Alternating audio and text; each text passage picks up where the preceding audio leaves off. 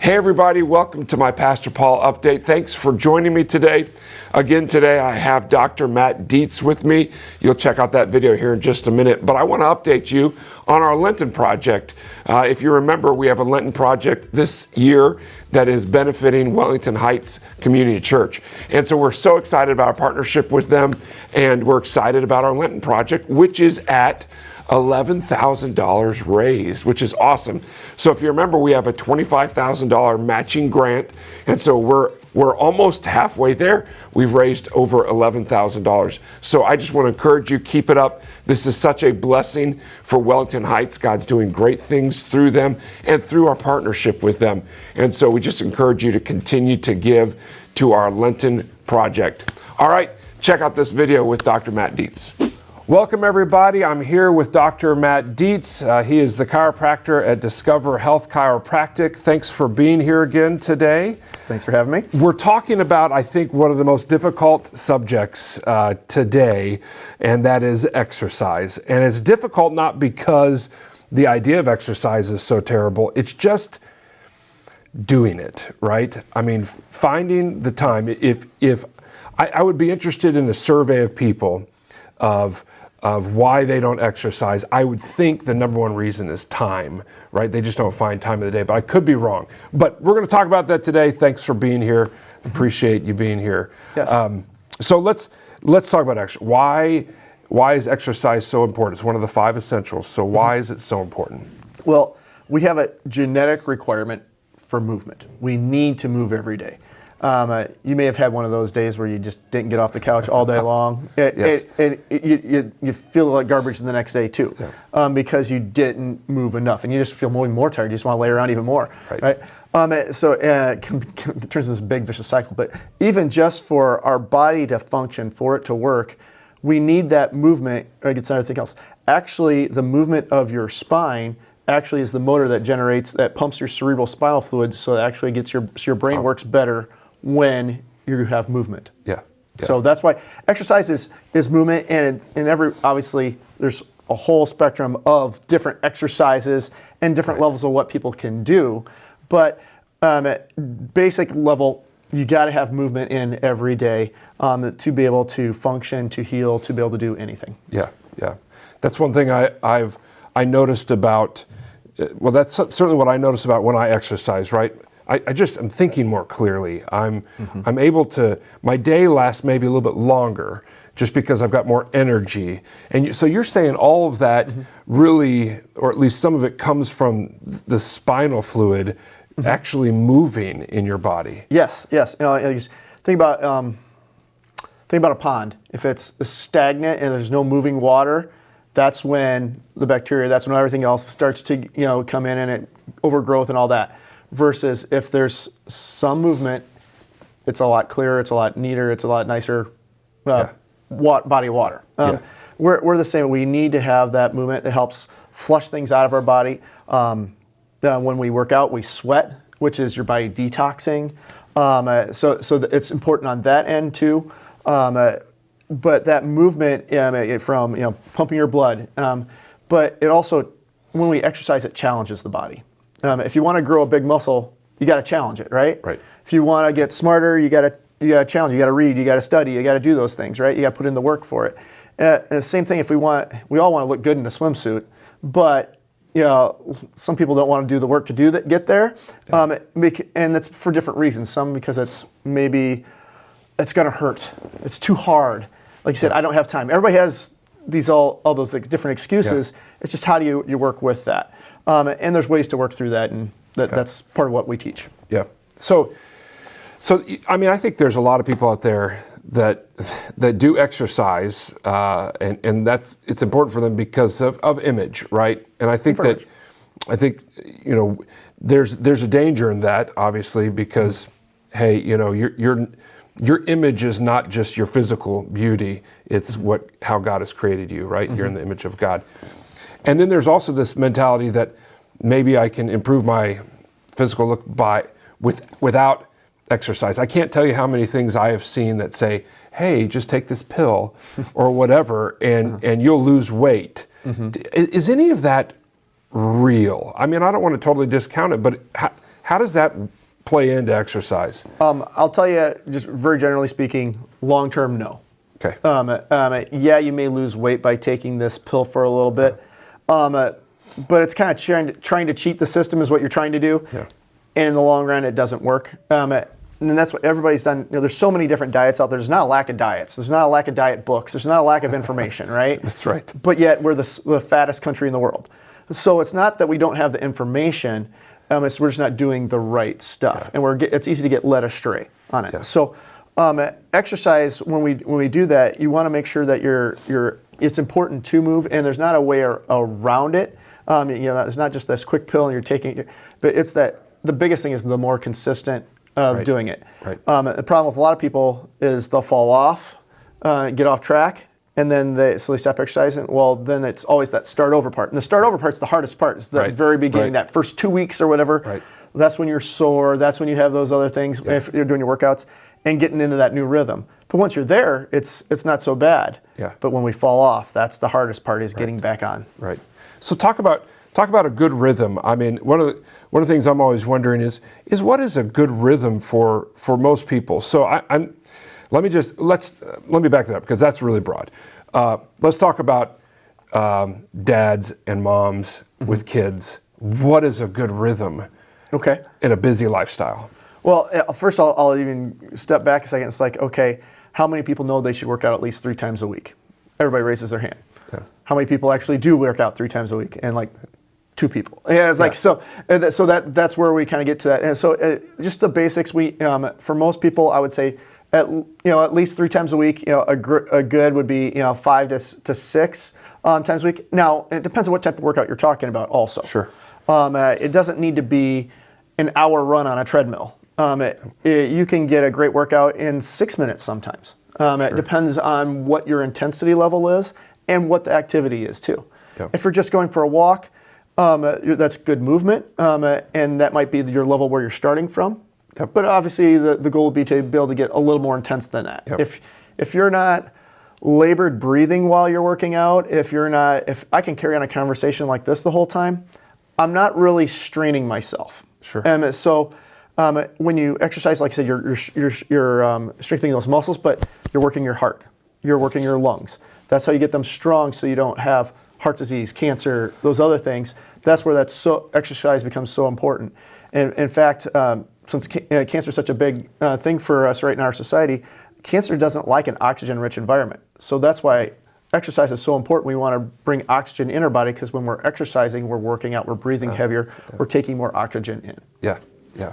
I noticed something from Mark Wahlberg a while ago. Now, I don't know how many of you know Mark Wahlberg, but he's a Hollywood actor. The guy has a routine that is just crazy. I mean, he's up at 3 o'clock in the morning. Mark Wahlberg is a strong Catholic, right? I mean, he's just at church every Sunday, things like this, but his routine is, and it's for his acting career, right? I mean, so that he can be buff and do all these movie roles.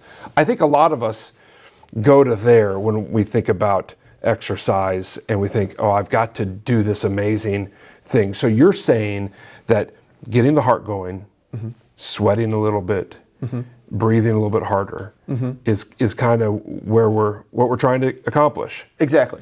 You don't need to look like a Greek god. We all would love to, but but again, that weight loss, that is important.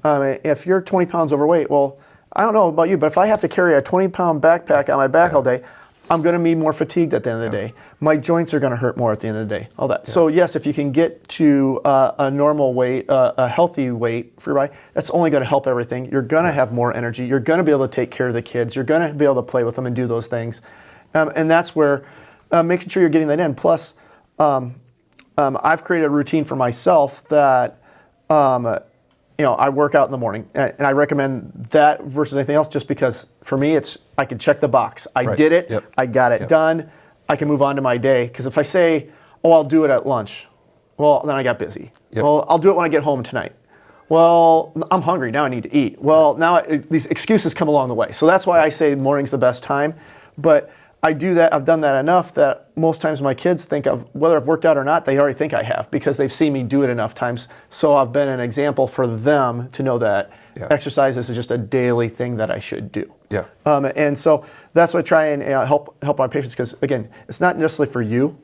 And it's not just so you look good in a swimsuit. Yeah. It's okay teaching them what your kids what's next, and it's for the glory of God, not for my glory. Right. So. Right. Just briefly here, and I didn't write this in any notes, but a lot of people talk about cardio versus, and I don't know the terminology very well, but it's like the running versus weightlifting. What, in your opinion, for somebody who's not going to a gym, what are some of just the simplest things they can do for a little bit of both? Oh, definitely. Bodyweight exercises are great, and great for most people. It's going to be a lot easier on your joints, like that. Nothing wrong with lifting weights, nothing wrong with runs, or any of those type things. It's all great, and everybody has a different point of where they're at. But what I'll tell most people is more of like a high intensity, short duration type workout, which is something you can do at home. Doesn't take a lot of time, because most people don't have enough time, like you said too. So what I teach a lot of the ones in my office, 12 minutes. You can find 12 minutes in your day if you really wanted to. You can get up 6 minutes early, go to bed 6 minutes later, you got it in. And you can get a great workout in that amount of time. But again, it's more high intensity, short duration. So just like some examples for, like, maybe you had a rough day. You ever have a rough day? Frustrated? Ever? Yeah, not, yeah. Okay. Yeah. You don't have to be a boxer, but you can do some boxing. So if you can stand there, you can just, as fast as you can, like this. Whether you have bad knees or not, you can still do this, right? Yeah. And you do this fast enough and hard enough for 30 seconds, you're going to start breathing heavy. You're going to start sweating. You're going to start doing that.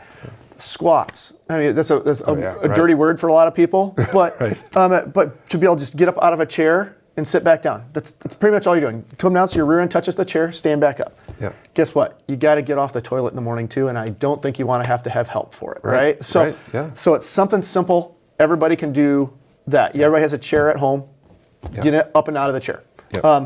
Little things like that, I mean, it can be a starting point for so many people. But even if you look at CrossFit athletes, the elite level, they're still doing body-weighted squats.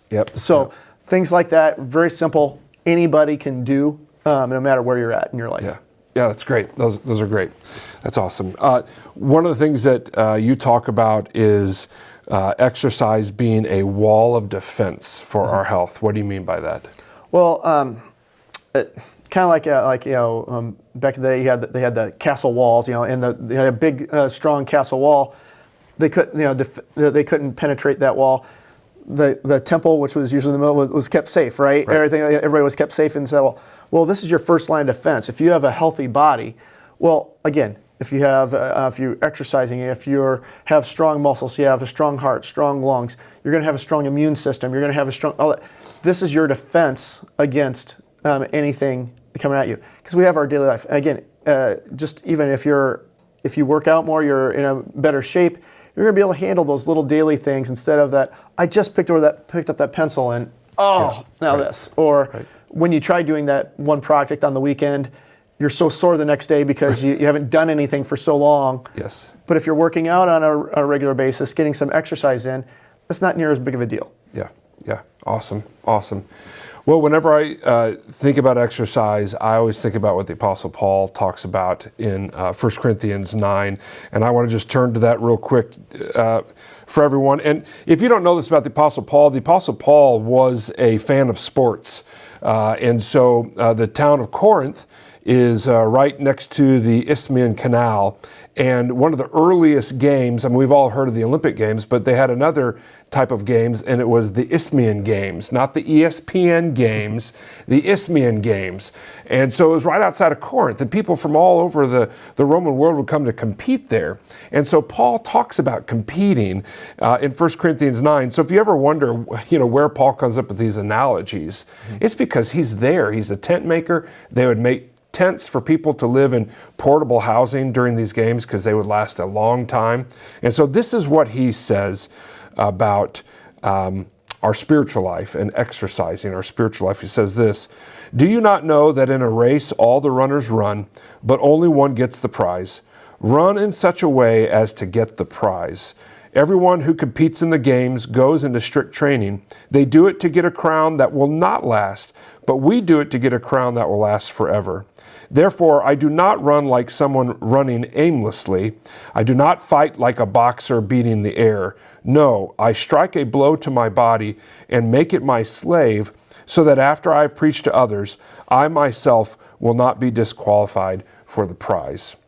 And so, a lot of interpreters look at that and say, Paul is actually talking about, taking care, controlling the body, certainly against sinful lusts and stuff like that. But also, I think we can look at this and say, hey, we need to take care of our body. And one of the best ways to do that is exercise, especially in this metaphor. So, like I said at the beginning, I think exercise is one of the most difficult things. Any words of encouragement to people who are watching this that you just want to share when it comes to exercise? Anything that you just would say, here's what I would encourage you with. Okay. I would say, don't worry, just start. Just get started. Do what you can. Don't get down on yourself if you're struggling to actually do it. You can modify that exercise to make it a little bit so that you can get through it. But if you fall off track, which we all do eventually, at some time or point, it's okay. That was just one day. Get back up and do it again the next day. It's when it turns into this, and then it turns in, and that makes it that hard part of starting all over again, and then this time you've gained all the weight back or whatever it may be.